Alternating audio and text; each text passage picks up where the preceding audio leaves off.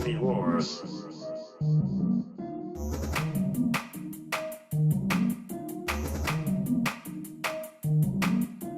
Ladies and gentlemen, welcome back to the Movie Wars podcast. How we doing, baby? We got an amazing guest here today. Our dear friend, one of the funniest comics working in Nashville today, Marianna Brown, ladies and gentlemen. Woohoo! Welcome, welcome. Yes, and honestly, someone that really inspired the format. You did my show at Happen Chance, and after Movie Wars 1.0, I was like, how am I going to revamp this show? And then you started posting all this Midsummer shit. You have an incense thing. You've got posters. And I'm like, I have smart comedian friends that also know a lot about movies. And here we are a couple months later. It's going very well. So thank you for the faux inspiration for that. So why don't you tell us about yourself? Yeah. Who are you? Why do you love movies? What kind of movies you like? Tell us about comedy, all the things. Okay. In 30 seconds. Okay, in No, 30 just kidding. seconds. Go ahead. No. And go. All right.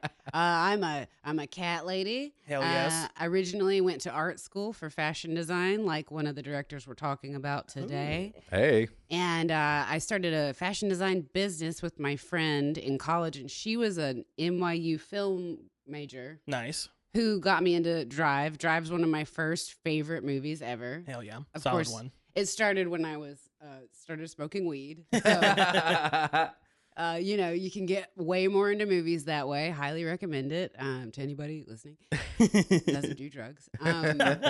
Big drug advocate here.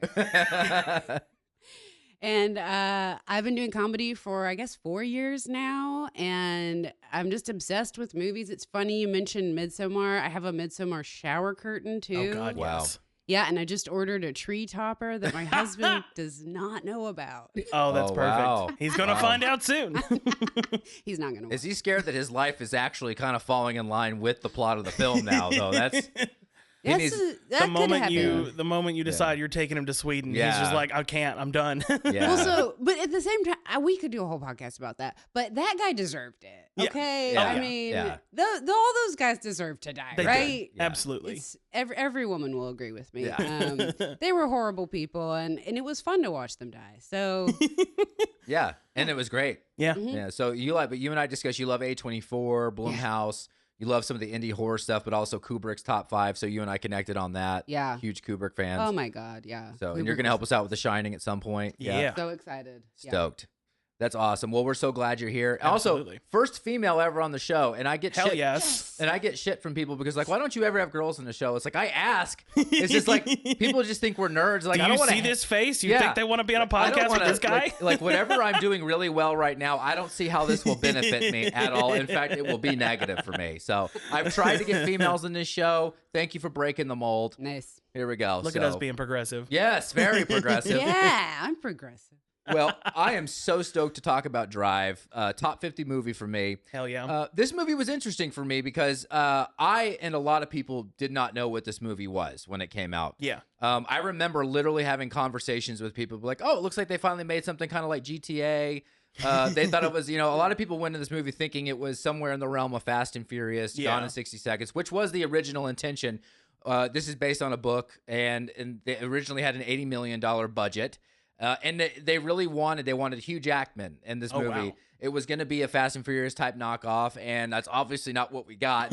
I'll go into this in randos. But a lot of people didn't know what this movie was going to be, and a lot of people making the movie and funding the movie did not know what this was going to be.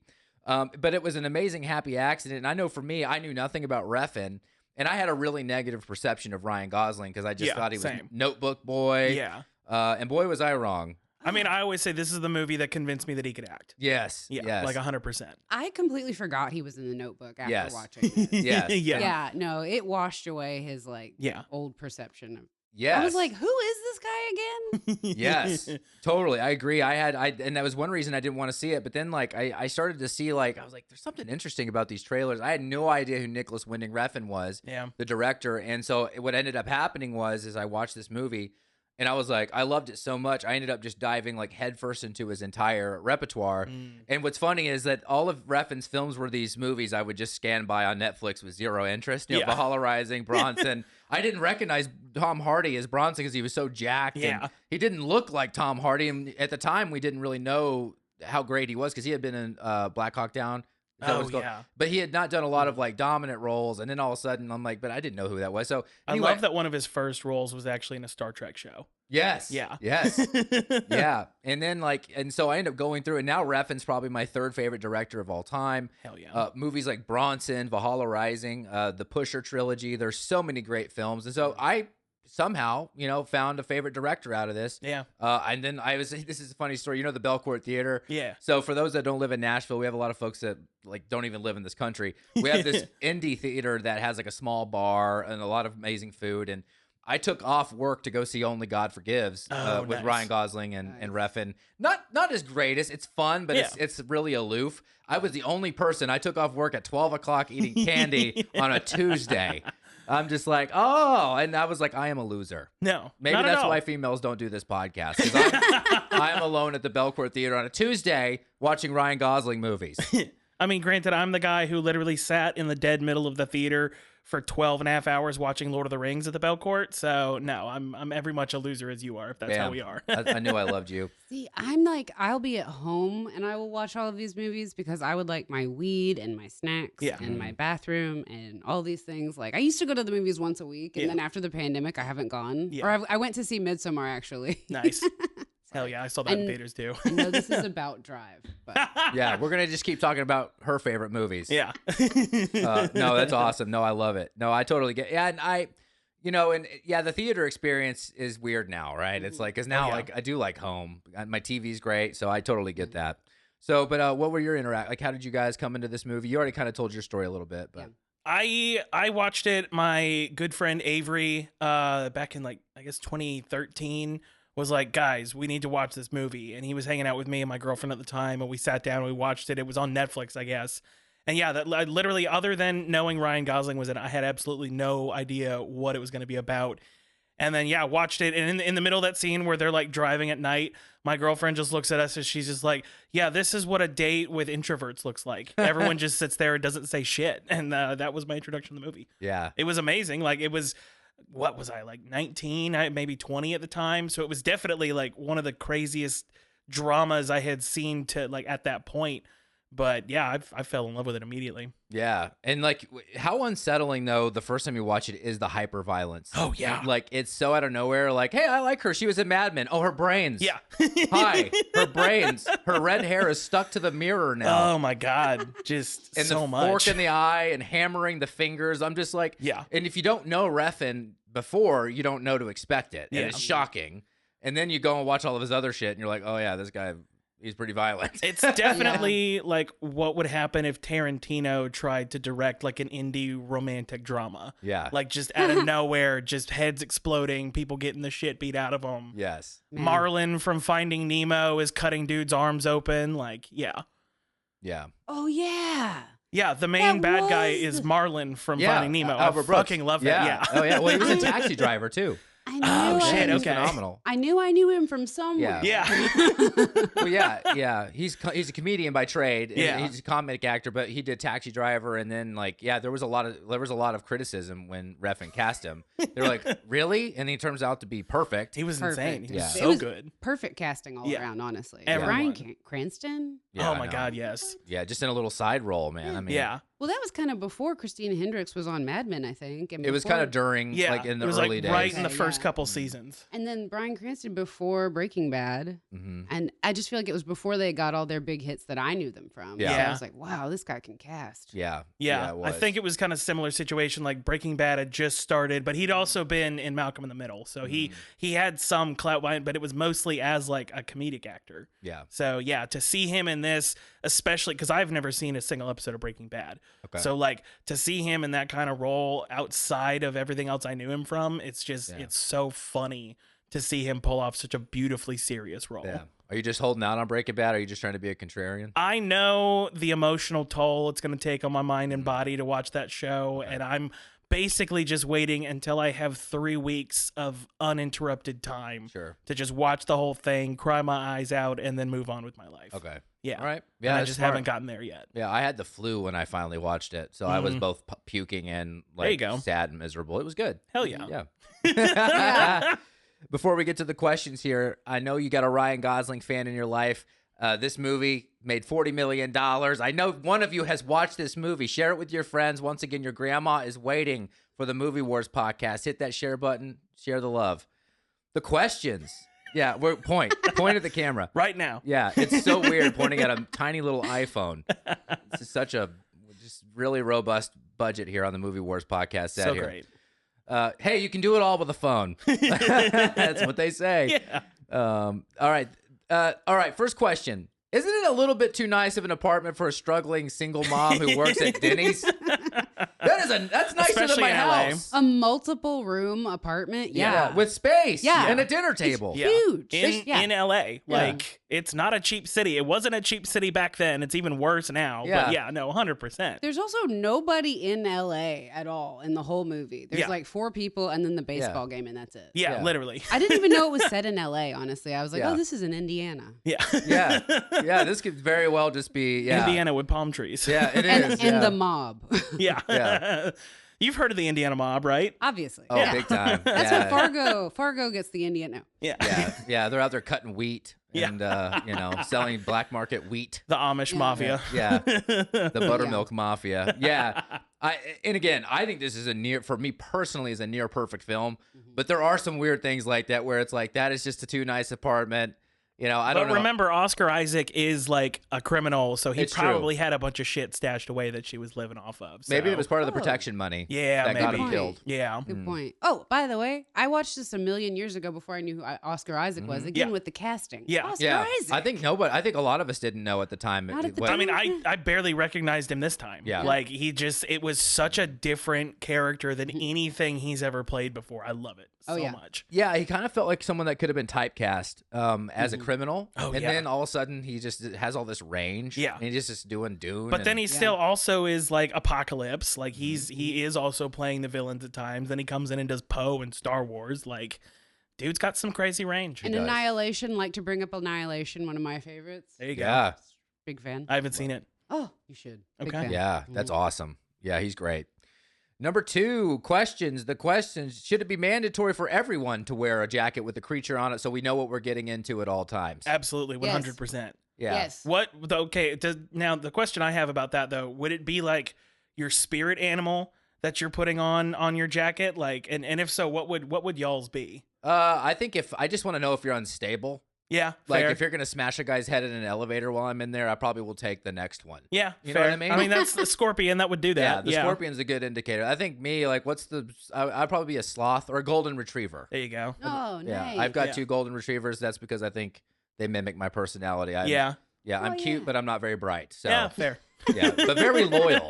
Very loyal. I'll follow you right into a volcano. Yeah. There you go. Oh, yeah, that's a good quality. What would yours be? I feel like it'd be a rabbit. I feel like I'm kind of a rabbit or a cat or something. I don't Okay. know. Yeah. I wish it would be like a bear, like a wolf or Yeah. something, but I don't know if that's true. I don't know Yeah. if that's authentic. Mine would definitely be Seth Rogen. Yeah, okay. Yeah, he is Yeah. 100% my spirit animal, so I would just have his face This on the is back of a jacket. His outline. Yeah. Yeah, I found out recently how much like you're sending me your like Black Friday shopping list and stuff. I'm like, I didn't even know Seth Rogen had a company. Oh, Like, yeah. look at this thing.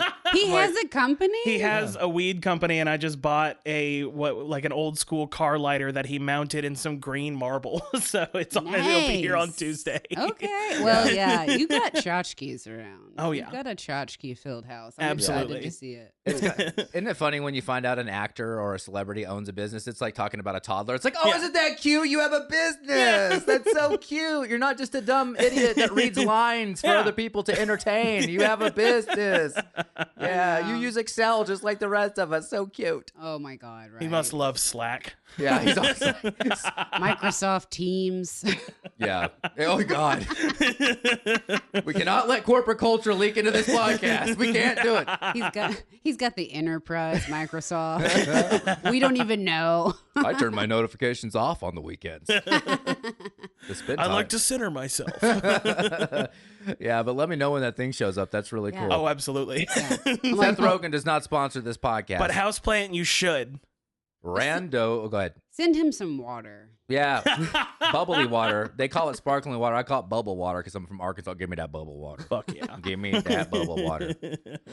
Randos. Randos. Yes, randos. You got to say it.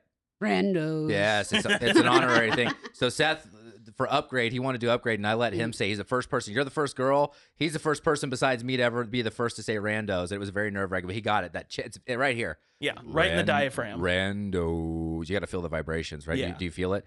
Randos. I mean, I feel it all over my body when you say it. Oh yeah. When I add the compression and shit on Pro Tools. Oh, it's like, ooh. Like Kyle versus the volcano in here. All right. So this story is interesting. After you watch all of Refn's movies, this story makes sense. But if you know nothing about Refn, so Gosling wanted to work with Refn after he watched Bronson. He loved Tom Hardy's performance, and even though he was kind of known as like a notebook guy, that guy, he's a person that wanted to do indie films, and that was his inspiration. So he connected with Refn. Refn, bounces between New York and Copenhagen, so that's kind of his life. And I guess Refn went to a tarot card reader and said, "You will have much success in Hollywood if you go to Hollywood." And so he's like, "Okay," because he did the Pusher trilogy, which is where Mads Mikkelsen, or he met him. He's in the Pusher trilogy, Valhalla Rising. Okay. So that's kind of his scene. And so, but he hadn't had a lot of box office success or anything because he was very indie. And so he comes over and he's connected with Gosling. And in the meantime, during all this time, the rights to this book for Drive had been bought.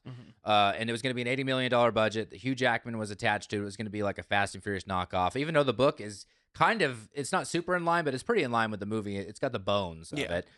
So it's kind of funny. They're like, hey, let's buy this kind of semi-artsy book and just still make it another Fast and Furious movie. I wish Drew was here to commentate on that because he lives his life. R.I.P. Drew. Yeah.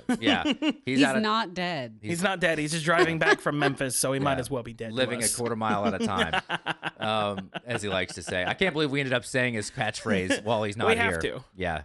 So anyway, we have the situation where basically Ryan Gosling then gets brought on by the producer, and he's like, I don't want to do this type of movie. He's like, this is not what this should be.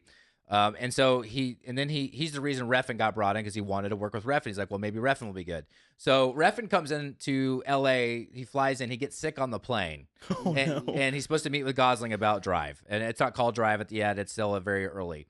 And this medication, whatever he takes, makes him super wonky. He can barely make sentences happen. He's sick. And they're talking at dinner and nothing's really happening. And he finally just says, and Ryan Gosling knows L.A. really well. So he actually gave him tours of L.A., showed him L.A. The LA River scene in Drive is Ryan Gosling's idea because he lives there and loves it. Anyway, and so finally Refn's just like, can you please take me home? And so he's taking Refn to wherever he's living at the time. And REO Speedwagon's song "Can't Fight This Feeling" comes along, and it makes Refn emotional. They both start singing this song at the top of their lungs. And Refn says to Gosling, he says, I want to make a movie about a guy that the only way he can emotionally express himself is driving around LA in his car listening to music. And Ryan Gosling said, that's the movie. Hell yeah. That's the movie. Hell yeah. That's kind of how Drive kind of became. It went from this Fast and Furious. And then, of course, though, on the back end, the financiers were like, we're not giving you $80 million for a fucking art house movie. We have no REO Speedwagon. We have no idea what you're talking about. And so the budget went down to like $15 million. Which is still solid for what they did. That's 3 times the budget for Upgrade. So, I mean, that's a solid budget right there. It really is. Yeah. And so anyway, the studios started passing on it, right? And they're like, we don't want to do it. And so they had to get like this French-based distributor company that was going to distribute it. And all these people, they're like, I don't know what he wants to do. And so people are like, before it premieres at Cannes, they're like removing their name from it. Like they're still financing, but like, we don't want to be attached to this flaming piece of shit. We have no idea what you're doing. Like it's a car movie, but he's driving like a Nissan or whatever, or a Ford Escape, whatever that Focus. Impala. Yeah, an Impala. The It's number one driven car in, 2012 or 2010 at the time? Which we gotta talk about the first scene of this movie. It's amazing. Yes. But so anyway, they're like slowly detaching themselves from it, and no one knows what's going on. And finally, they announce that they're going to be at Cannes, and he gets Best Director at Cannes for this movie, and it was it was a hit. It ended up making $40 million, which is really strong for like an art house for a $15 million budget. That's fantastic for a guy that never had any mainstream success. Yeah. And so basically they're like, oh, we want. So they start attaching their name back to the movie. So that's kind of the story of how this movie came to be, the trouble it went through, and it's kind of incredible because it's such a fantastic film. Seriously, though, the soundtrack also, we have to talk about the soundtrack of that movie. Yeah. It is the most perfect soundtrack of just about any movie I can think. I legitimately have a very hard time thinking of any movie that has a better soundtrack. Yeah. Yeah. Or more recognizable, honestly. Yeah. Mm-hmm. And it's like that those two major songs, Real Hero by College and I forget what was it, Night Wolf or something? Night Call. Night Call, yeah. Those two songs were like era defining for like 2010 through 2014. Yeah. Like it was that whole era was defined by those two songs. I just listened to them both on repeat on the way here. Too. Same. Yeah. Hell I did yeah. the best. Yeah. I mean, I wanted to listen to the rest of it because I love Cliff Martinez. Yeah. But Yes. I mean, those two really, they pull you into the movie, but they also just put you there when you're not watching it. Too. Yeah. Yeah. Oh, 100%. I'm like, oh, well, I'm driving an Impala. Yeah. Where are my clubs? Yeah. You know? Yeah. At the time, I put them both on my downtown driving playlist for when I would just be driving at night. Like, it was so perfect. And that song for the very beginning scene, that is such yeah. a good scene when you're in the traffic. TikTok Yeah. chromatics. Mhm. Yeah. Ugh. Yeah, it gives you a panic attack. Yeah. That's a good dishwashing song. It's like, when you have 4 kids, it you need a builds. pump up song, you know? Yeah. It's Mom, Daddy's going crazy again.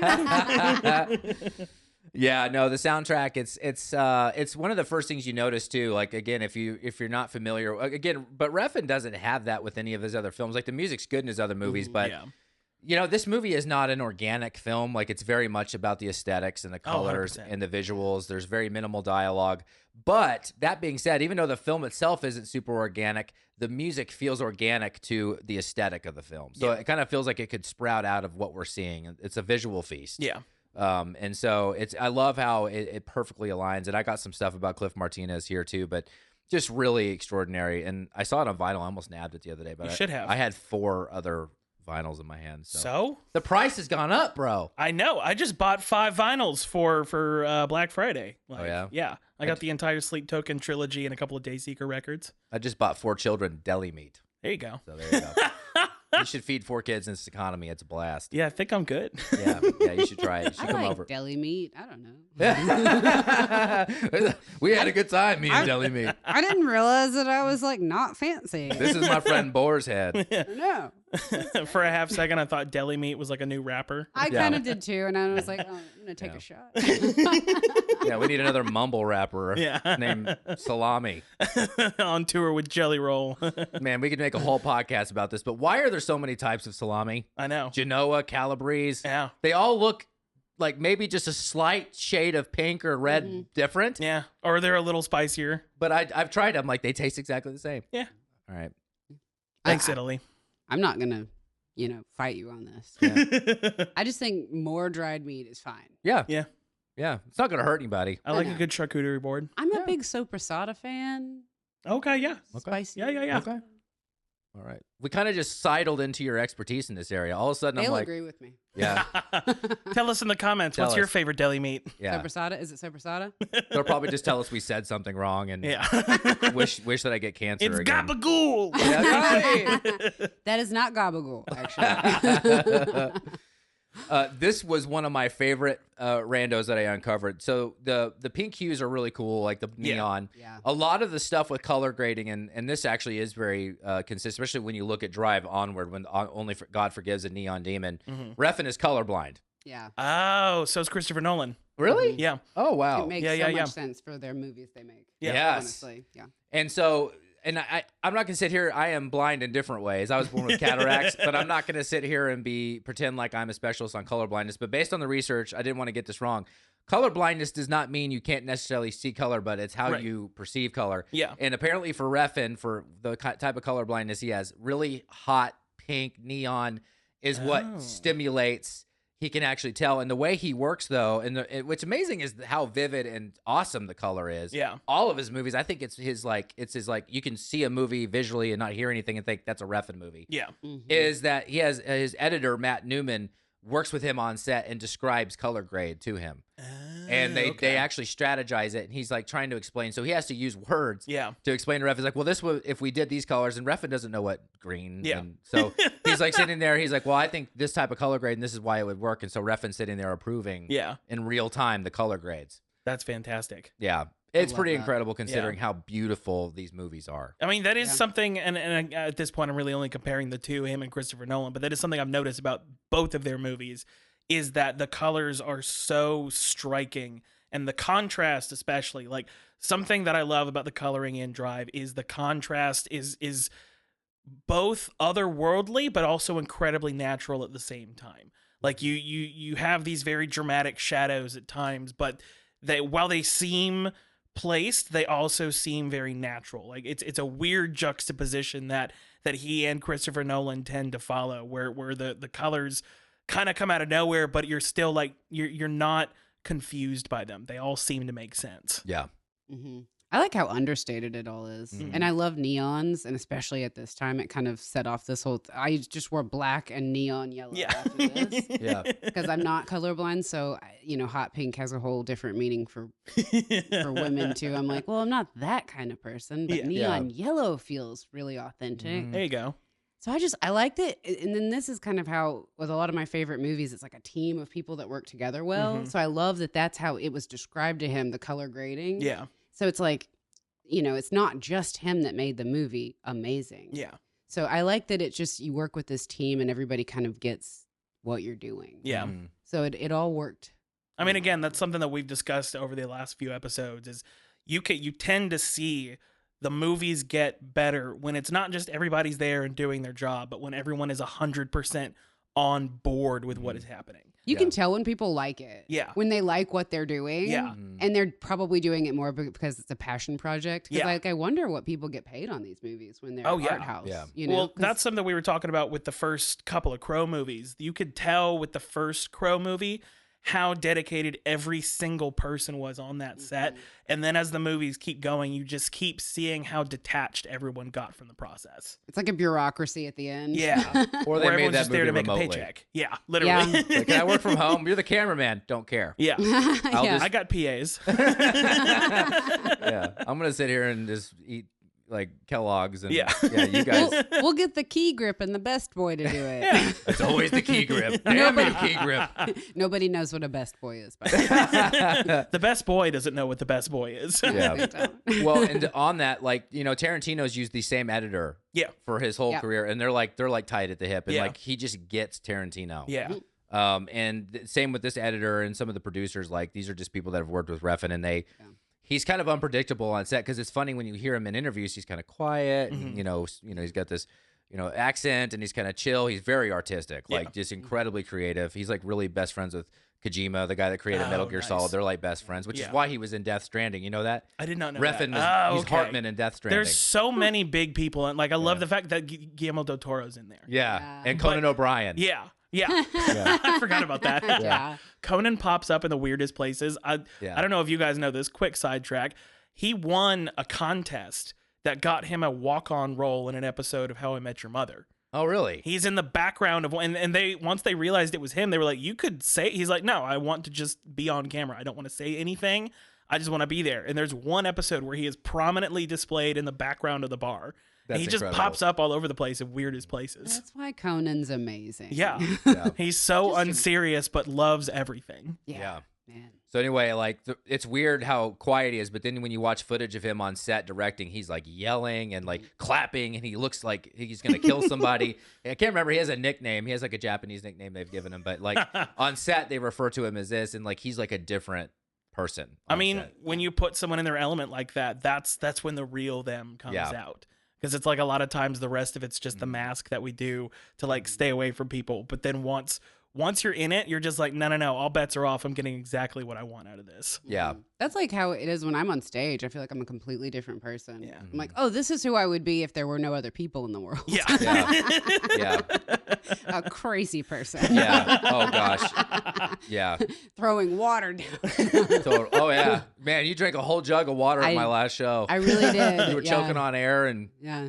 then you told me after it was your worst fear. I'm like, I'm sorry that happened on my show. No, I guess it needed to happen. You got to face your fears at some point. Why not when you're talking into a microphone? You know. Sure. Yeah. Yeah. I like to work it out in front of people. Yeah. You know? The only time it works, honestly. Like, here, I'm gonna have my first aneurysm right here. Don't say Yeah, my brain exploding is kind of a fear I have. Yeah. Anyway. Mine is getting stuck in a tunnel or hole upside down and I can't turn around. that. Oof. That happened to, what is it? There was some story that got really popular about a guy that they go spelunking, and some guy got stuck. Yeah. Yeah, no, I've heard about this. Well, Yeah. a guy actually climbed into a statue once and then died upside down. Oh my so you gosh. could just climb into a statue. yeah, and no, I'm die, good. so- See, I won't. But then I it was a don't climb Robert in E. Lee statues. statue, so then they tore it down and found his body, and posthumously they labeled him a racist. Yeah. Yeah, exactly. So- Actually, I think it was a kid trying to get a TikTok video, honestly. Ugh. Yeah, he was canceled in death. Yeah. What a life we live. Aren't we all? Yeah, he should have stuck with the aneurysm. Yeah. Aneurysms aren't racist. They don't care what color or They what don't. race or religion you are. No, they just hate They everybody. don't seem to. They don't seem we to. don't know. That's we don't weird. really know yet. There's some weird scientists out there who's like, have we done a study on this? Man, aneurysms love the Mormons. Yeah.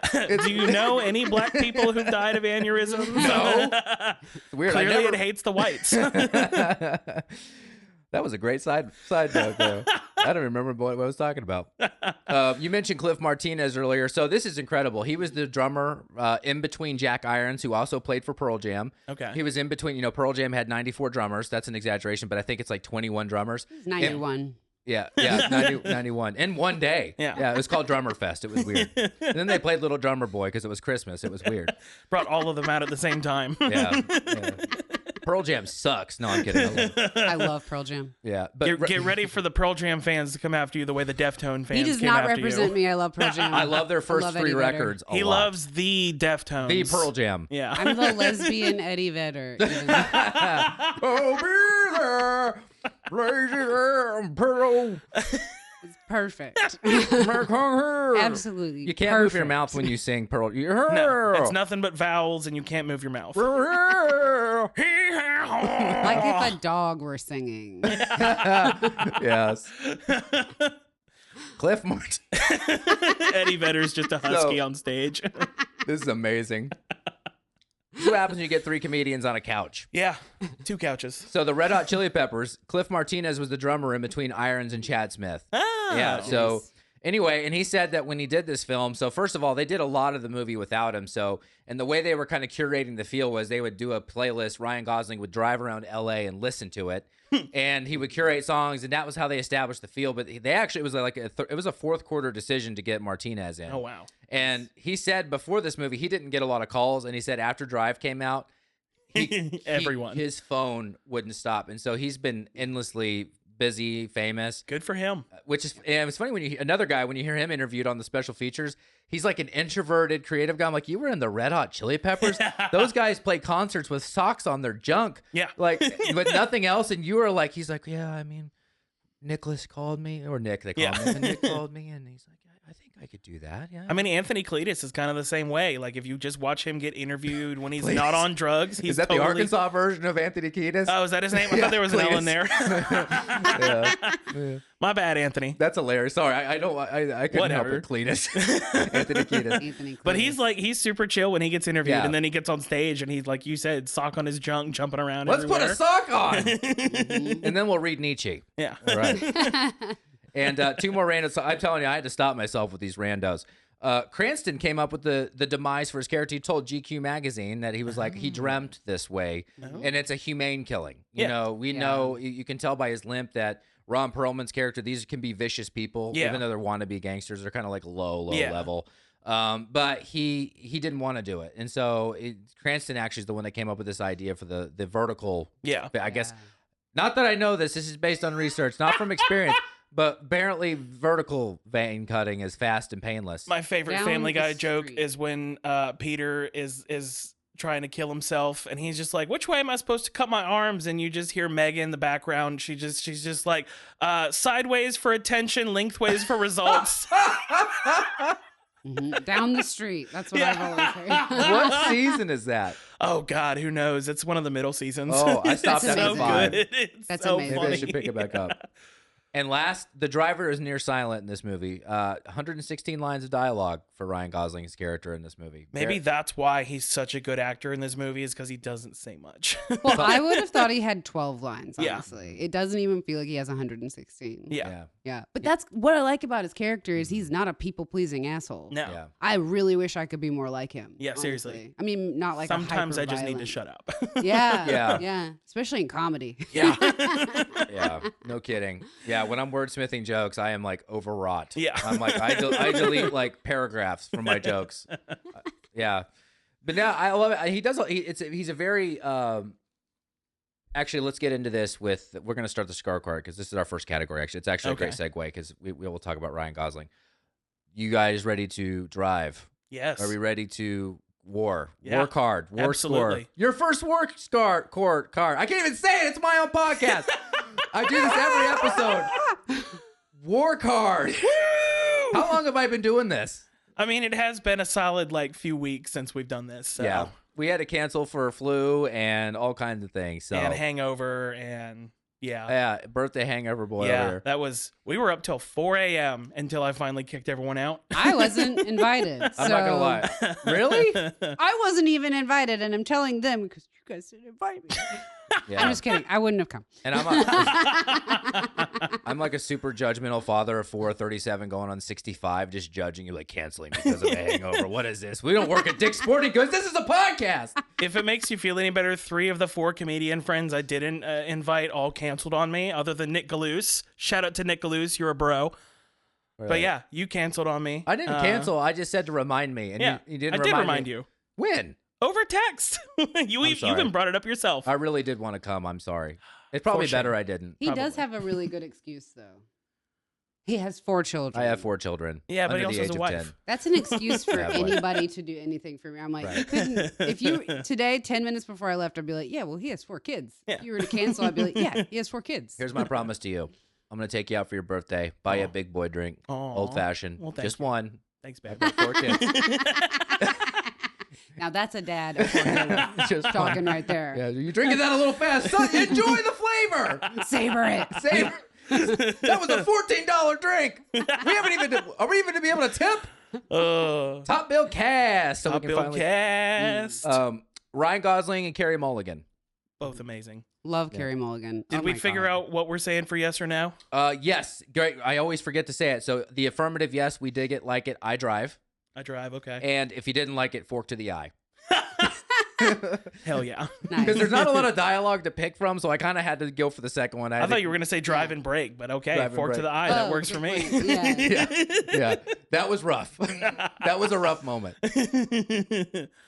Love them. They were both incredible. Like I said at the beginning, this was the movie that convinced me Ryan Gosling could act. Mm-hmm. All of it was so much in his facial expressions and his body language. Like as we just said, he had barely any lines in the whole movie. Yeah. And yeah, this is one of the few times I've seen someone carry a movie without saying much. Yeah. So no, I think he did a great job. Carey Mulligan, always amazing. Mhm. Like everything I've seen her in, she's crushed. So Yeah. yeah. They really like hold space in the screen when Yeah. they're saying nothing. Yeah. There's so much said in the moments where nobody's talking. I'm like, how do they do this? Yeah. Because I don't know how it, but it's almost like the way he carries himself in the scenes. Oh, Like yeah. I really believe he's this guy Yeah. who just lives alone and he doesn't seem to have any family. And I don't know exactly what his story is, but I'm just like, yeah, this guy's he's a mechanic and he drives at night and he does. He's a stunt driver. This is his life. Yeah. If you were to tell me that was Ryan Gosling's real life that they filmed for this movie, I'd be like, yeah, Yeah. Yeah. believe it. Ryan Gosling goes to the laundromat. Yeah. Ryan Gosling goes to McDonald's. Yeah. This is a day in the life. So you're- yeah, I drive. I drive. I drive. I drive. I say I drive as well. I think one of the most interesting things I found out in the research was that Refn. This story is really 2 things. In first, it's a fairy tale. He's like obsessed with the Grimm fairy tales, and so the love story element of it is a fairy tale. But then it's like the other part of it. It's the hero's journey. Yeah. But I've never heard someone so artistically but profoundly describe the hero's journey. What he says is that it's the job of the hero. The biggest sin that a hero could commit is not using their power or not using their like that is. But in order to be a superhero, you have to be a narcissist. You have to be self-obsessed because you won't do good in life. Now you could argue what kind of good he's doing because he's actually a criminal. Yeah. But he's also killing criminals. So, and that's the whole moral relativity thing. But at the end of the day, in order for him to become the ultra-violent, sadistic guy who he really is, which in this situation is the hero, he has to play off this quiet, Yeah. this puppy dog look. And like, it makes the violence that much more like, to me, it's not even the violence. To me, the scariest moments when he slaps Christina Hendricks. Yeah. And he's like trying to get info. That to me was worse than the violence. I was like, holy Yeah. shit. Like, Well, I mean, remember, when you're watching him, he clearly has his code. He's only going to drive you. He's not going to be involved in the actual crime. He's not going to do anything. The only time he gets violent is when this person he's discovered he loves is in danger. And so I think that's where, even though it could be considered like an anti-hero kind of situation, he still is this type of knight in shining armor during this movie because he's only doing the horrific things to protect someone he loves. Yeah. So, it's true. yeah, I think it's a good description. Yeah, it's very good. But anyway, and Mulligan's fantastic too. Oh my God, yes. Amazing. Yeah. In the book, she's actually, so there's actually a more of a Hispanic element, and her name I think is, I can't remember her name, but she's like actually Hispanic, and like, but then like she really also wanted to do a Refn movie. It's like, we'll change it to a British person, you know, even though she's not British in the movie. We'll take a British actress, why not? How different is the movie from the book? It's pretty bare bones. Okay. It's the language in the book is a little more hard boiled. Okay. So it's written more like a Nice. hard boiled thriller. Yeah. Love it. Like what you would almost see in Heat. But the bones of it are still artistic. But, you know, based on my research, like Cranston's character is a composite of like 5 different characters in the book. Okay. The book's not very long, Okay. but he has more friends. There's more group. There's more people in his life that you meet. Okay. Okay. Cranston's like a mixture of all the people. They boiled him down. I mean, yeah, for a $15 million budget, you just Yeah. can't get 10 people to be part of Yeah. the group. Yeah, so that makes sense. And he needs to be a loner. Yeah. He needs to be a lone wolf for this to work. And Yeah. so I think that's a good choice they made. I agree. Yeah. Supporting cast. We got Bryan Cranston as Shannon. We got Albert Brooks as Bernie Rose. Oscar Isaac as Standard. God, what a cast. Yeah. Christina Hendricks as Blanche. Robert Perlman as Nino. And then the kid, Caden Leos as Benicio. He sucked. I'm just kidding. He's like another Jake the- Lloyd. He's the only one that's not famous. Oh my God. Enjoy the LA River. He's Yeah. the only one that didn't end up to be very famous. So Yeah. What an fun asshole. fact. Yeah, you suck. I'm taking him off the list right I'm just now. kidding. He's probably like a famous something. He's like a famous baseball player. He's or probably the something now. richest out of all of them now. Yeah. Yeah. Yeah. Or he got out of Hollywood and he's just living normally. Yeah. In the Just mountains. growing pot in the mountains of California. I'm happy for him. Yeah. I, like you just said, I think it's an absolutely stacked cast. I think everyone brought 100% to the roles that they had. Like we were saying, Bryan Cranston had just started Breaking Bad a few years before this, so that I don't think had blown up the way that it was about to. So he was still kind of a little under the radar. Most people really only knew him as the dad from Malcolm in the Middle at the time. So I think that was a really cool departure from what people knew him as. Also, he wasn't as... It was almost like a mixture of the two types of characters that he played before that with Breaking Bad and with Malcolm in the Middle, where he's still kind of a dopey guy, but he's still very serious. Like he's not necessarily the comic relief of the movie. He did a great job. Albert Brooks, literally going from the dad in Finding Nemo to being legitimately one of the most terrifying villains I've ever seen in an indie movie. I think he did a great job. Christina Hendricks, would not have pegged her for this type of movie. Oscar Isaac, completely unrecognizable. Ron Perlman did what Ron Perlman does. I fucking loved every single person. That's a great way to describe Ron Perlman. Yeah. Because he always plays Ron Perlman. Yeah. He's way Even too though- distinct looking to do anything else. Yeah. This was Italian Ron Perlman. Yeah.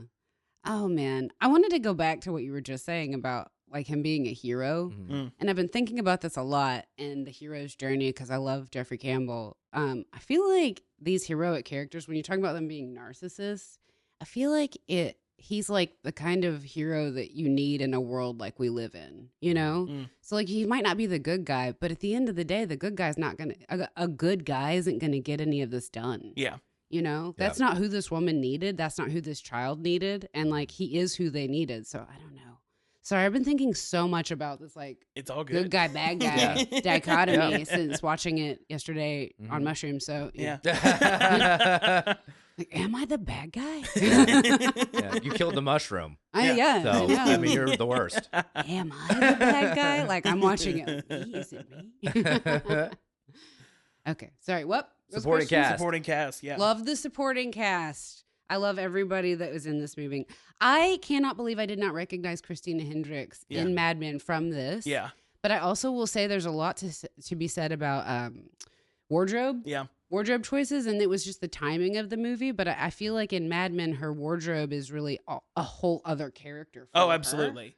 And then I was just like, I cannot believe you can make Christina Hendricks look like a regular person. Yeah. Just Well, wearing jeans. To what you were saying, her wardrobe in Mad Men, especially speaking to the time that it was representing, was definitely made to augment parts of her body. This was just designed to make her fit into the role of the world. So yeah, it wasn't designed to make her look sexy or make her look ugly. She just was looking like a normal person. So yeah, I again, same thing. I would not have recognized her at all just from this movie. Yeah. But I will also say that style for women at that time, it was just obviously not flattering for anybody. Yeah. Because like Christina Hendricks, it's Yeah. not even flattering for one of the most beautiful women in history. Literally. So it did make me feel good. I was like, oh, thank God. Because all of my pictures as a 12-year-old is wearing like a tank top and a hoodie and skinny jeans. Yeah. I don't know if I had distinct style. I don't know. I don't even. Maybe y'all wouldn't have picked up on that, but like as a woman, I was just like, oh man. Interesting perspective. Yeah. Thank you, women. For a woman's here. Yay! Finally, perspective that I can't bring. Outfit. No, it's an incredible observation. No, I love that. So you're going I Drive? I drive. I Drive. Yeah. I'm going I Drive too. My favorite. So I love Cranston. What I love is that this is going back to a comment you made about like the look of Christine Hendricks. Like part of it too is that this is not necessarily a proficient criminal enterprise. No. This is the lowest rung. Like in Perlman is a Jewish guy in the Italian mob. He talks about how they make fun of him and they still pinch his cheeks even though he's in his 50s. Yeah. Like, and I like it. Like Albert's competent, but you can tell that like he got into the mob out after filmmaking because he wanted to give it a go. You know, like I was like, maybe I'll do organized crime next. Yeah. These are not the top tier guys. These are not they're making money, but they're not exactly, these are the earners. Yeah. And so I think they do that really well. And I actually think Ron Perlman, a guy that I'm kind of either or on in some stuff. I do like him as Hellboy. Yeah. But I love that he plays off this disappointed, like in his, like the violence that he did against Bryan Cranston's character, Shannon, was probably more out of like embarrassment. Yeah. Because he's already embarrassed that he's looked at because he's not Italian. Yeah. And he's low rung guy, but he talks like he's a badass. He's womanizing and saying these horrible things because you can tell he's like a teenager that just wants to be loved. Yeah. And so he's acting that way. And the act of violence against Shannon, I imagine in my mind, was probably done out of embarrassment more than power. So anyway, I think they play that really well, and there's not a lot of dialogue here to go with. Yeah. But like you said earlier, like what they're doing without talking is fantastic. So it's a huge I Drive. Yeah. So it's all right, 2-0 I Drive. We are driving. No braking. Driving. Speeding on through. No fork in the eye. Not yet. Yeah, writing. And as a little reminder with writing, it was originally a Fast and Furious script. That's insane. Mm-hmm. I would not have watched it. Yeah. I wouldn't have No. either. Gone in Refn seconds. Sorry, that was really bad. That was bad. You might want to cut that. Yeah, I'm going to shut the Refn up now. Yeah. There you go. It's not going well for me. I it. might be going against the curve here, but Okay. I am actually going to go fork in the eye on this. Okay. Here is the deal. I think the story is beautiful. I think the way it's told is beautiful. Kind of the issue we had with Upgrade. I just don't think when there is dialogue, I'd say 70% of the time there's nothing substantial, and it's just kind of an avenue to get to the next scene. So personally, I don't think the script is the strongest element of this film. I think the plot and the story and the characters are incredibly strong, but the script itself, I'm going to go fork in the eye on. Cool. Yeah. Ouch, fork in the eye. It hurts. Yeah. It hurts. Oh. My laptop died. I'm kidding.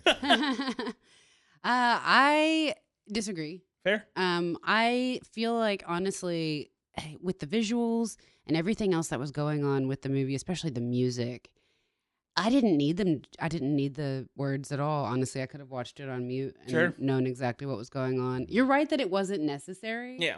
And but I really felt like I just loved that none of these people are people pleasers. I loved that there was not a people pleaser in the bunch. Yeah.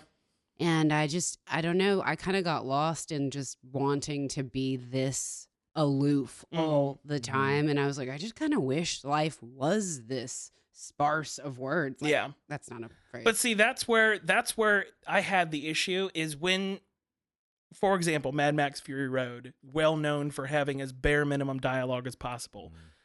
The words that are said in that movie every single time someone speaks, it's a very powerful moment because you're not used to people speaking in that movie.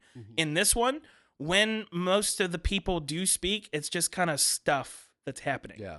You have those moments where like he gives his rules for being the getaway driver, or Ron Perlman's good little monologue about being, you know, getting his cheeks pinched and everything, or even Albert Brooks right before he kills Bryan Cranston. You have these moments where, yes, it's very powerful. But that's why I say like 70% of the time, I feel like when there is dialogue, it's just nothing. It's almost just functional. there. Yeah, exactly. So I get where you're coming from, and I agree. Like the fact that most of it is told without dialogue, I think is very good. But that's where my problem is when there is dialogue, for the most part, it's not super powerful like the rest of the movie is. I feel like it creates a world that you go into where this is a world where people don't use words to communicate. Yeah. And that's kind of how I was watching it. But I also just like it when people shut the fuck up. Yeah. Yeah.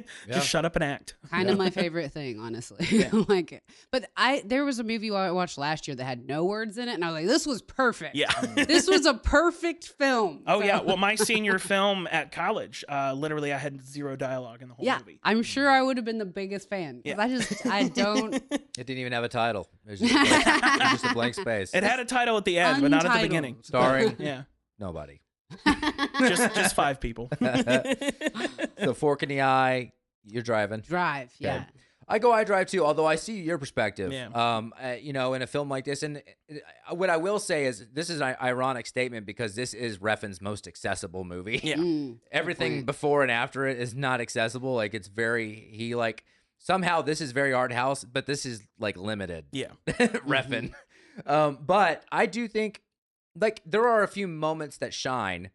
I think in silence, like you're talking about, it could be tempting to clutter with like there is so much silence. Like let's throw a bad like there's one really almost cheesy line, but it works. But it's when Ryan Gosling's hands are dirty, and he says, you know, shake my hand. And he goes, my hands are dirty. He goes, so are mine. Yeah. I was like, that was love really that the moment. only above board dialogue here, but I loved it. Yeah. I love that moment. Mhm. I specifically thought about that moment when I was on my way here, and when I want to put Yeah. on my driving gloves to drive not very fast, the complete speed limit. Okay, Yeah. Ted Mosby. Yeah. I definitely think this is one of those, and I'm usually like writing is one of the first things I'll typically pick up on in a movie. In this, I think it was subservient to the aesthetic, and I think it served like the soundtrack. It's all in service to what we're seeing. Yeah. So, Yeah. but yeah, no, I totally get it. And way to go out on the limb and get a fork in the eye. Hey. Love it. All right, 3-0 right now. We are driving along, directing. Nicholas Winding Refn, and one fun fact I forgot to mention about Nicholas Winding Refn: he's failed his driving exam 8 times. He doesn't have a driver's license. He beat me. I failed it 4 times. Oh, There you wow. go. I'm glad you got here. Okay. I know. We all are. Somehow I didn't parallel park or back into the space, and I still got my license. So Yeah. Well, I would have totally gotten my license if they had done that. If that was the test I got to take. If you're literally just parallel parking. I was 1 Well- point away from failing. I did pull out in the. You know how the lane goes like this? That's the lane I pulled out of the place. Oh. And they were like, this is an automatic failure. And I was like, why? Driving in the wrong lane. Yeah. What about the part where you screamed at the old lady in the crosswalk? Was that? You bitch! Yeah. Get out of the way! I'm driving. I'm in an exam here. I'm Go! driving here. All right. What do we think about the directing here, Mr. Refn? You want to go first? Kick us off. I loved it. I really I feel like I hear what you're saying when he's in an interview and he's different and then he's this other person on set. That's kind of like, I used to work on set. I used to work on photo shoots. Nice. And I really like people who know what they want. Yeah. When it makes doing your job so much easier, and it makes the project easier, and it makes everything go better. I feel like if he weren't so good at directing, it wouldn't have worked the way it did because it is so subtle. Yeah. And that's the thing is like he makes the LA River look beautiful and like a fun place to That be. sewage-filled, dry-ass river. That's like a beautiful date. I'm Yeah. like, what is this gorgeous life that these people live in this amazing place in Indiana? The only 2 movies that have made the LA River look cool are Drive and T2. Yeah. Yeah, that's for sure. Yeah. But I'm definitely I drive here. Yeah. I Drive as well. I think he did a fantastic job. Despite my issues with parts of the dialogue. No, I think the whole package that he delivered was a very solid movie. Like we've said, half of the emotion that's portrayed through the movie is portrayed through body language and facial expressions, and that 100% is the directing. Like you can be the greatest actor possible, but if you aren't being given clear instructions on what you need to be emoting, it's a moot point. You have to have that solid director who knows, like you said, exactly what he wants and knows exactly how to tell you to get there. And I think he nailed it with this. So yeah, I drive. Yeah, I give Refn, he is a top 5 director for me. I actually give him a lot of credit for almost curtailing his sensibilities here. I enjoy Only God Forgives, but I also hate that a lot of people are not going to like it because I think he overindulges a little bit in some of his other films. Here, he's on the cusp, but he never lets himself overindulge to where he makes it inaccessible to me. And there's still going to be a group of people that don't want a movie like this. If they're going to watch a car movie, they're not going to want to watch one where it's the Impala, and he's strategically parking under bridges and turning his lights off and going 2 miles an hour, and which, by the way, that beginning scene, amazing. Insane. Oh best my god, opening. So good. it could be a short film in itself. Literally, though. It's like actually a short film. It's 20 minutes. It's amazing. And it hooked me in. Like I knew I was in. I was like, there was so, and then the radio, like, like why is he listening to the radio? That stressed me out so much, though. Because he's going to the game. He's gonna park and walk away. Yeah, it's just every little detail was so well thought out in that scene. But it heightens the tension. Too. Yeah, because you're like, wait, I can't hear this Billy Skinner. Why is he listening to baseball? I know. I know. And how did he get a spot right there, too? Yeah. That's what I really want to know. The Clippers are a basketball team. I'm just basketball. Sorry, I didn't want to be. Yeah. I don't want to be a dick. Sorry, Well, I'm not a sports guy. Was it the Dodgers? It was the Clippers. Oh, the Clippers? Clippers, yeah. I thought it was a baseball game. Yeah, I thought so too. He was wearing a baseball He cap. wore a That's why I thought it was a baseball baseball You game. can't do a getaway during a baseball game. No one's there. That's kind of a good point, actually. We're the ninth inning. No, Nobody's happy at baseball. No. I'm not even happy talking about it. Gosh, now I feel like a jerk for correcting people. Sorry, I don't like to correct people about. I didn't even notice you correcting him. I was just like, oh, it's we were okay. wrong. He was wrong. I was Okay. like, You were much nicer than the people on Instagram. I know. That would have been a dead animal in the mail. Yeah. But, yeah. Oh, no. But yeah, I'm just harkening back. It's like 3 weeks ago. I was like, are you a sports guy? You're like, not really. I was like, oh, my example's gonna die. Yeah. But I enjoy him. I just don't seek him out. Yeah. So in terms of direction, I like that he quelled some of the sensibilities that he has. But I also think you said something really wonderful earlier, that you can tell when people are in. Yeah. And like people were just in, and Refn, although he's visually not like Coppola, he shares the same mentality, which is Coppola was willing to lose his entire livelihood for Apocalypse Now. Yeah.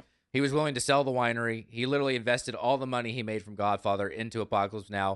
He was suicidal while he was making it. Like, Refn has that same artistic tenacity. Yeah. And it's actually like, I wish I had this alter ego of like, I'm super like rule follower, people pleaser, but I really want to be a guy with tattoos on my face who screams at people to get my vision made.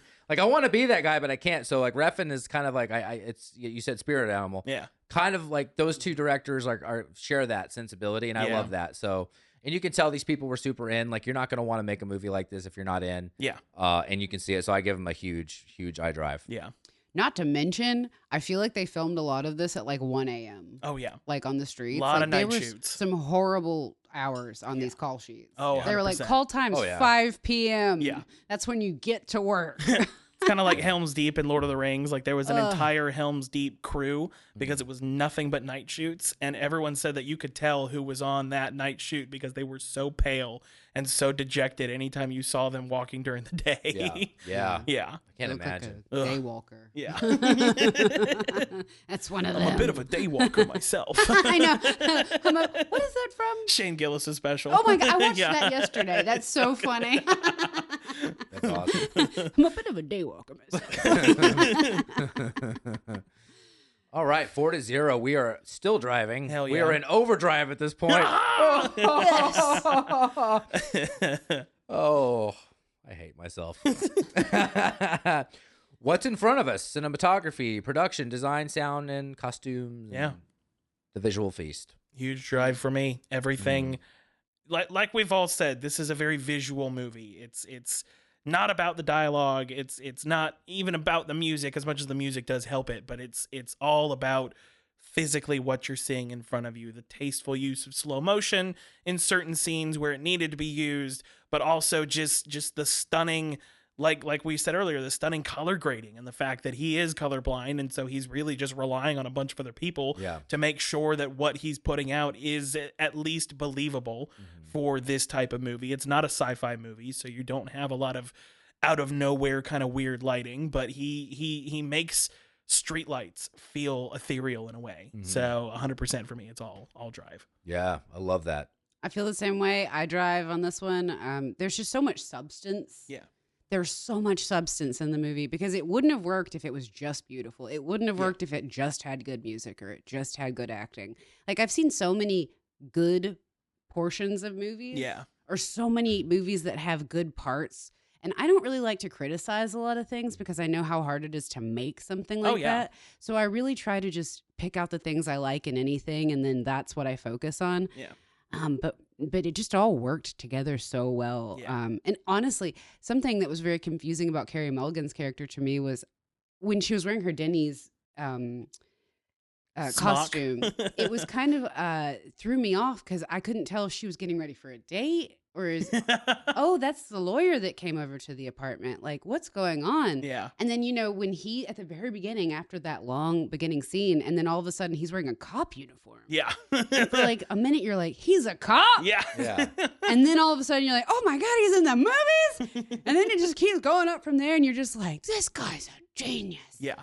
But it just works. And I don't even know if you can like predict that happening when you're plotting a movie out. I feel like a lot of it is luck. Oh, 100%. And I feel like a lot of it is editing. Something Seth Rogen said as my spirit animal. I love the fact that he said this because I forget. I think it might have been Doolittle that because he was a script doctor on Doolittle. He was uncredited but tried to fix the script, and apparently it just was unfixable.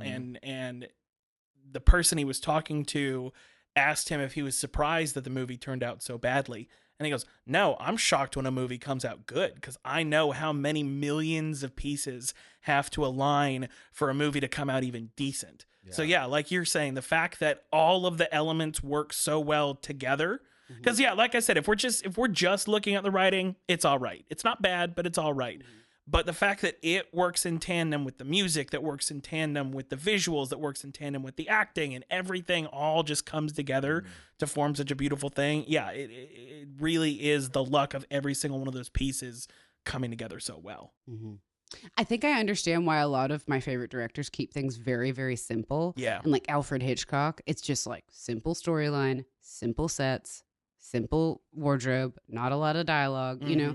And it's just, it makes that much more powerful because you're like, well, yeah, this isn't just watching somebody sitting on the couch doing drugs or something, you know? And every time you add an element, life. it just complicates things.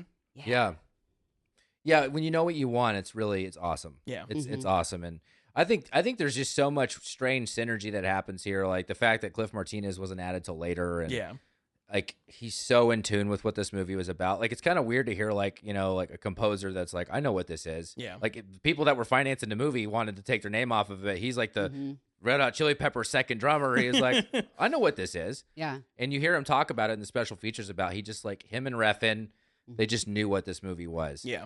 And I love that this is an art house film. We'll call it a moderate art house film, but yet the jacket, the Scorpion jacket was so permeated in culture. Oh, yeah. All of a sudden, I'm hearing all kinds of music that, like, I feel like people were making playlists based on this soundtrack. Oh, 100%. They're all over Spotify. Yes, and, like, neon. Like, Yeah. neon stuff. Like, I don't know why. I can't really describe it, but, like... Well, this was definitely the first kind of, not first, but one of the first neon noir of this new era that we've had. So yeah, I could totally see that. Yeah, you're seeing it, and it's just crazy. Like this was a movie like people were abandoning. Yeah, and then, like, and now it's like a pop culture phenomenon, and people probably haven't thought of Refn since because the other movies he made were not nearly as accessible, which I love, but I would expect no one else to love. Yeah, you know, they're mine. I know. I really liked the Neon Demon, but I don't think anybody else did. That's not. I think it might just be me. Yeah, spoiler alert: when they start eating each other, when all of a sudden they're cannibalizing her.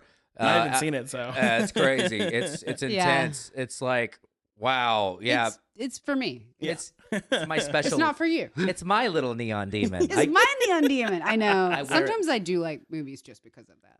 Yeah. It's like no one else will like it. I will, damn it. Yeah. I will. I can fix him. That is totally I can fix him energy. Yeah. Women get it. That's amazing. Cool. Oh, wow. We're at 5. We got 2 categories left. Can There we we make go. it? 5-0. It's See if we can get the queen sweep. Queen sweep here. How good are those bad guys, huh? They're great. Me? Yeah, you go first. Okay. I love a bad guy. Big fan of the mob as the bad guys. It's very easy to pin it on them. I don't know. I mean, they're all kind of bad guys at the end of the day. You know, like everyone in the movie's kind of a bad guy. That's kind of what I like about it. Is that's what makes it real. It's Except like the kid. the child is not a bad guy. You're right, and Carey Mulligan's character is not a bad guy either. I feel like she's almost a bad guy by association, though, because she knows who her husband is. But at the same time, you're already kind of like roped into it. She probably didn't know that before, maybe. Well, I guess there's no way for us to know, and that's kind of what I like. They leave a lot of questions. They do. They have no idea, like, why did they get together? Yeah. What happened to Oscar Isaac? Yeah. Like, at first you want to hate Oscar Isaac, and then Yeah. you're like, wait a minute, there's more to this story. Yeah. This guy isn't just some guy that got locked up for no reason, and you know. He did also have sex with a 17-year-old. Oh, is that- yeah. Yeah. She was 17 Yeah. when they met. I forgot Oh, about yeah. that. So Oh, they yeah. kind of just sneak that in They there. do. Yeah, they do. Yeah. Because Yeah. then he's like, and then a year later, you popped out. And Yeah, I'm he's like, telling his kid. oh, shit. Yeah. Okay. That is a good point. They do give us more to that story. But still, just a little, just enough that you're not questioning it, but you still have those questions of like, there's so much more there. Why did Yeah. he get arrested? What did he do? Yeah. Why is she still with him despite all of this? Like, no, I agree with you. There's a lot of questions, but they're good questions. Yeah. They're not confusing questions that ruin the movie because I'm still asking these things. Yeah. But also, like, why does he help them? You know, why does he loves this woman, but at the same time, it's like, it's just your And he can't neighbor. have her. Yeah. Yeah, exactly. It's like, it's just your neighbor. Yeah. And at the end of the day, like, you're helping out her husband so that she's okay. And he was a major dick to him when they Oh, first yeah. met. Oh, yeah. Yeah. Oh, man. My But I would've been assumption. too. Oh, yeah. My assumption is he, while falling in love with her, also realized how fucked up of a situation the kid was in. Mhm. And everything he did, be it, you know, even though a lot of it was for her, was also for him. Because Yeah. like my little headcanon that I like to have is that he had a troubled childhood. Mhm. That's why he's a loner. That's why he's in one of the most dangerous industries you can be in, on top of being a getaway driver. So it's like, to me, he probably, because, you know, they're in the elevator and the kid's just having a stare down with him and it's hilarious. But like, I feel like he has such a internal connection with the kid on top of falling in love with the mother that I think the majority of the reason he did these things was to make sure the kid ended up with some sort of stability. Yeah, kind of a man-child archetype. Yeah, Yeah. exactly. Yeah. So yeah, that's where I think that is. That makes total sense. As far as the bad guys are concerned, I love Albert Brooks and I love Ron Perlman. All the other like henchmen dudes were just overacted in so many ways. Yeah. Which again kind of worked for the ethereal, not quite absurdity, but ethereal nature of the film. So I am going to give it a very, very squeaked over drive, but like at a 5.1 versus like overwhelming drive. Yeah. Well, you just made up your own number scale. I did. 5.1 out of what? Like 74? Yeah. A 5.1 out of 74. Squeaked over. No, I get it. I get that. You're right. Like anytime like a guy's in a wife beater as a henchman, Yeah. you know, they got like a whole closet on every set in LA. Just Yeah. the wife beaters for the henchmen. It's Exactly. Like, oh shit, we got a guy with an accent. He's a henchman, but he doesn't have a wife beater on. This movie's going nowhere. Yeah, and he's just like a stereotypical like sleazebag strip club like Yeah. manager, or like okay, whatever. Yeah, that was a little bit of a cutout. Yeah, What do you think? I agree. I love Ron Perlman. yeah. I'm kind of obsessed with Ron Perlman, He's so actually. great. I will watch anything. I've watched Sons of Anarchy like 6 times Nice. because I need of to Ron watch that. Perlman. I haven't Oh seen it my either. god! I've you seen the should first watch 3 it. episodes 5 times. Oh wow! Yeah, you're ready to watch. You're ready for the rest Maybe I'll of make it to the 4th and watch it 9 Yeah. times. Yeah. No, I really highly recommend continuing down that path. It's not like good. It's just fun. Yeah. But yeah, I don't know. I like the bad guys. I feel like I wish that there was a little bit more plot and like development. Yeah. Bad guys. I'm sorry, these are coming off my head. I have a tiny head. It's I the have curls. like a tiny head. I know. I'm trying to keep my curls alive. They just keep expanding. Oh, good. I just want them to be a full circle by the end of this. There we go. But yeah, man, there's nobody better than Ron Perlman as a bad guy. I mean, he's even the bad guy in Pacific Rim. He's so good. I love He's that so movie. good in that. I know. He's so good in everything. Yeah. And I don't know. I saw a cat the other day that looked just like Ron Perlman. Big jaw, huh? It's a huge cat. Looks like a mountain lion. I love it. Yeah. But yeah, he is all bottom jaw, that Yeah. guy. Yeah. His face is like that. It goes that way. Yeah. What was the question? How about those bad guys? Huh? Drive or Fork in the Eye. Oh, Drive. Yeah. I think they're great. Yeah. But they're kind of like clunky people. Yeah. That's where I'm like, it just squeaks over for me. Like it definitely works. Yeah. But again, if you were focused on that by itself, wasn't the greatest. But in the conglomerate of this entire movie, it worked. Yeah. Why did they have to kill him? Why did they have to kill them at the end? Why can't they just let them go? Spoiler alert. Yeah. There was a lot of spoilers, Yeah. so No. Oh, yeah. It was 2011. it was a while ago too. Yeah. Go watch it. I mean, it's the tragic hero's ending. Like I know. Why they have to kill who at the end? Ryan Gosling. He Yeah. doesn't die. Does he Yeah, not? but they were going after him to kill him. He kills Albert Brooks. Ooh, well, it's just spoilers now. I thought that the ending was him with having like his stomach opened up and he's just like dying. As He the movie blinks. ends. Yeah. But then he drives out. He's driving out of the woods. He's escaping. He's leaving town. Oh, I must have missed that. I Now- like to think he made it. I was in bed when I watched this. so- Sorry. I mean, maybe you're right, but I think personally the widest interpretation is that he survives. Then that's a gnarly wound, and there's a second book. But, I mean, okay. not that Refn cares. He's never making. It's a sequel. Benicio's book. Yeah, Benicio. Yeah. He actually chases him. Actually, he actually is the leader. He's the guy that's pinching the cheeks. He's like, he's the leader. He's not actually a child. He's a little person. Yeah. Now, that's a Spoiler alert, twist. it's actually Peter Dinklage. That's a twist. He takes off the mask. Yeah. It's I love amazing. Peter Hell yeah. Dinklage. Yeah. So are you driving on this one? Yeah, Drive. Cool. I dig it too, and I actually like what you said. It's always funny with henchmen, isn't it? Yeah. We should write a whole book just called "It's Always Funny with Henchmen." Isn't it? We should write a book about henchmen, the people that get beat up in the bar playing pool in the background. Yeah. Like the random barfly. Like there's all these like ancillary characters that are almost in, and it's so funny for Refn to just kind of like we need henchmen, you know. And but I do. There's enough here for me to give it iDrive because I love. You said clunky. They're clunky by design. Yeah. These are low-level guys. Yeah. One of them's not even Italian, and like they themselves feel like they have stuff to prove because they're out of their own element. And like, although I agree on the strip club guy, at the same time, like that is kind of like there's this leeching that happens around criminal activity. You have the organization, but then you have the people that leech off of it, and they're like the small-time criminals. Like. It festers in that way. And like Blanche, like I like Blanche because she's completely incompetent. Like, why is she in this world? Like, I just want a Coke, you know? And she's just so like, she just doesn't feel like she's supposed to be there. And like, whatever his name is yelling at her, you know, Christina Hendricks' character. Yeah. There's just, I do think there is a little bit of a natural feel to that, but I do agree that it's like just funny when you have like the cutouts with the wife beaters and wife beaters and leather jackets, man. What are you going to do? But Give me some Canadian tuxedos, motherfuckers. Yeah, That was a great Canadian tuxedo, by the way. Yes. And I will say, this inspired how men have dressed. Oh, 100%. For 10 to 15 years, Yes, honestly. absolutely. Ryan Gosling. And it's a good interpretation. You should listen. Yeah. This and There Will Be Blood. Huh? Yeah. This and There Will Be Blood. I saw a lot of that's overall. a good observation Yeah. for East Nashville. It was especially. weird. I was like, Yeah. I would go to a coffee shop in East Nashville, like that guy struck oil. I drink your latte. Struck oil and does porn with that mustache. Yeah, that's what Brooklyn was like that too. Yeah, I can imagine. Yeah, Going to work at the farm. I can imagine. Yeah, you So go we're on, at 6-0? you pull a lot of radishes out there in Brooklyn. Yeah. Yeah, 6-0. Yeah. From my rooftop farm.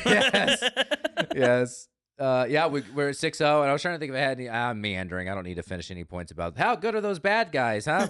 Albert Brooks, though, Yeah. not being typecast here, playing outside of his archetype. Yeah. Low-level comedian, typically underacts in his roles. Very terrifying villain. Terrifying because you are left wondering what he's capable of because he's underselling everything. Oh, yeah. But then he tells the story about how Shannon's hip got broken. You're like, yeah. oh. Even when he kills Shannon, I love the fact that you can tell he doesn't want to, but still does it because he has to. Yeah. I wanted my name on the car. Yeah. That was such a good monologue. See, that's what I'm saying. Like those moments, there's like 4 or 5 of them through the whole movie where it's just like, this is some inspired writing. Yeah. And then the rest of it's just kind of there. Yeah, and Cranston's kind of a flea bag. Yeah. He's kind of just like he leeches on and he tries to get away with screwing people over and then he gets killed and he gets hurt. Like he's just really bad at this. Yeah. So, He always plays the same guy, honestly. Yeah. Bryan Cranston. I don't know what Malcolm in the Middle's like. Is he like a flea bag? No, he's hilarious. He's a Drug dealer? He's a very derpy dad, and it's amazing. Typical dumb white dad. Yeah. Okay, It's on I'll Hulu. You watch should it. definitely watch it. Very funny. Yeah. I won't watch it, but I If you like just him. watch the pilot, you'll get his whole character for the whole show. I can watch one episode. Watch the first 3 episodes 7 times. Yeah. And then see how it goes. They're 20 minutes each, so it's way easier than Sons of Okay, Anarchy. I can do that. Watch them 12 times. Yeah. You know? While the popcorn's popping. All right, 6-0. Vehicular manslaughter. I pull this category out for every car, anything that has to do with cars. But we got a different interpretation of the car genre here. Yeah. What do we think? I mean, are we just talking the cars in general? Like what? Yeah, the chase scenes, the use of cars, what cars are in it. I mean, yeah. anything that has to do with, if it has a motor, you can judge it. So I love the fact that his daily driver is a classic car, but when he is doing the crimes, he's purposefully looking for the least despicable car. Like I love that. It's so.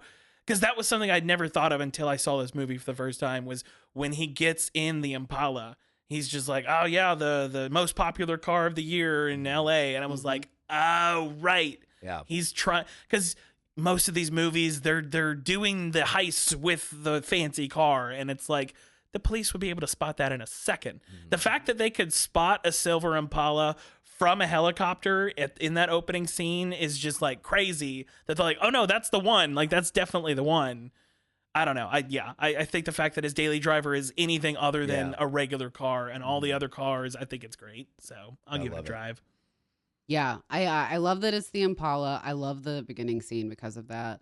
I love that they explain why he's driving the Impala. Yeah.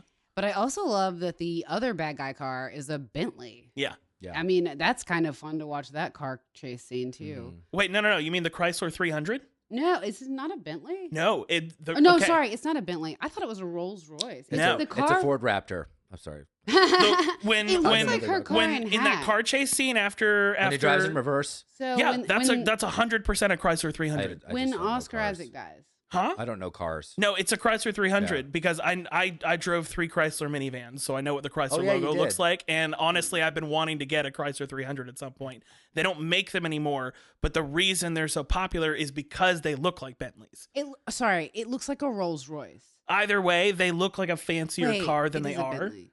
It's the car that she drives in Hacks. Did y'all watch Hacks? I did not.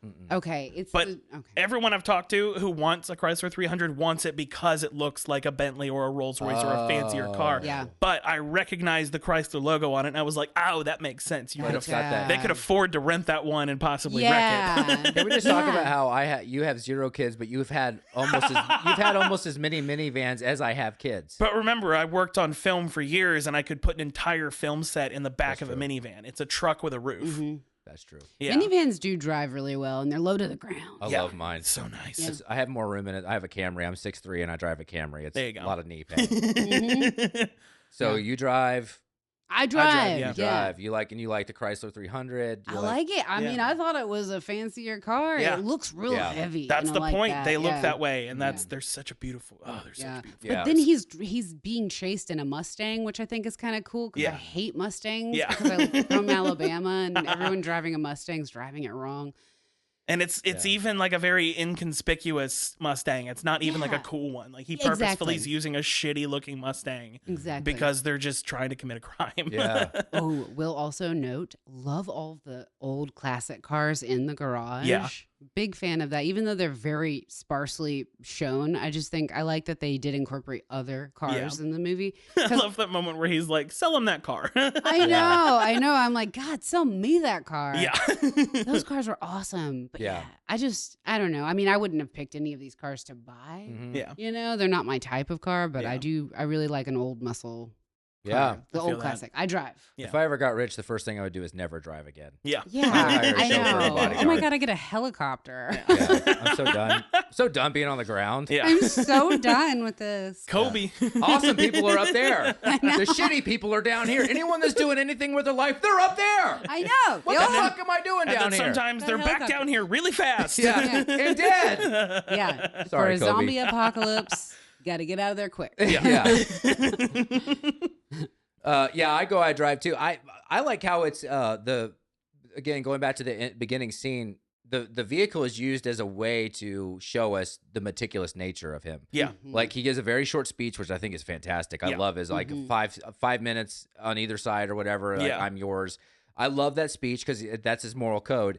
But I was putting myself in the seat of those thieves that robbed the warehouse. Like, what are they thinking? Yeah. Because like they think this is a getaway guy, so they're probably thinking in their mind like we're gonna just drive really fast away. Yeah. But half the time he's sitting there not moving, and he's like doing little things. And I'm also thinking about all those people, those poor people that showed up to this movie thinking it was Grand Theft Auto or Gone in 60 Seconds. They're just like, he's just sitting under the overpass. Yeah. He doesn't have his head. It's an Impala. Yeah. He's not even moving. and then he goes really fast for 4 seconds. Yeah. And it's like, but I'm thinking like these guys are probably thinking like, we're going to get caught. Yeah. Like there's no way. And it turns out he's just so precise. Yeah. And like, this is very realistic. Like how you should get away. That's so, the thing is that opening scene is probably the most realistic car chase that I've ever seen on film, especially once you realize that he's trying to time the full escape to the end of the basketball game.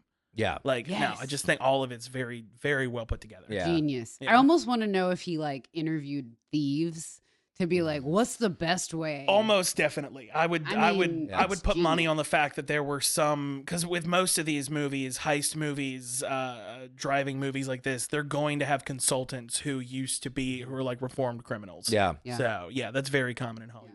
And in the subtleties, in the actual stealing of the money from the pawn shop, that's such a weird, subtle thing that they just stole someone else's money that was stashed at a pawn shop. Yeah. I can't get over that. I'm like, that's a genius plot. Yeah. Yeah. And I think to close it out, I love that Refn used the car element, and he kind of used the car genre as a way to deliver a much more complex story. It was the vehicle by which we were like, oh, this is not a car story at all. Vehicle. Vehicular manslaughter, ladies and gentlemen. Yeah. 7-0. Clean sweep. Clean sweep. Yeah. What was our last clean sweep? Was it, we had a couple. I think it was the first Crow movie. Yes. And then the last Crow movie was a clean. Queen, fuck you. Jump into the river. Hey, everybody has bad art they make. Yeah. Everybody has bad art. They do. Anybody who makes art, if you make all good art, you probably are hiding all the bad art. Yeah. Yep. Yep.